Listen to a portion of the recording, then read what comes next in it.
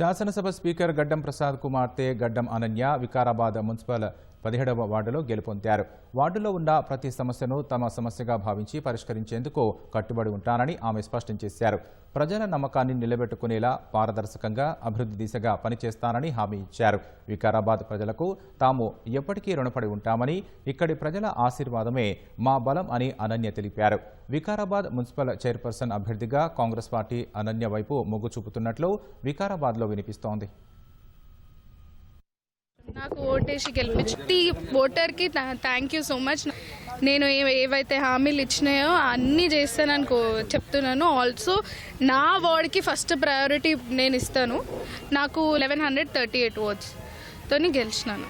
ఇంట్లోనే father and daughter, బయటికి వచ్చినాక ఇక మేము ప్రజాసేవలో ప్రొఫెషనల్గానే ఉంటాం. ఇప్పుడైతే నాకు ఇంకా జోష్ వచ్చింది.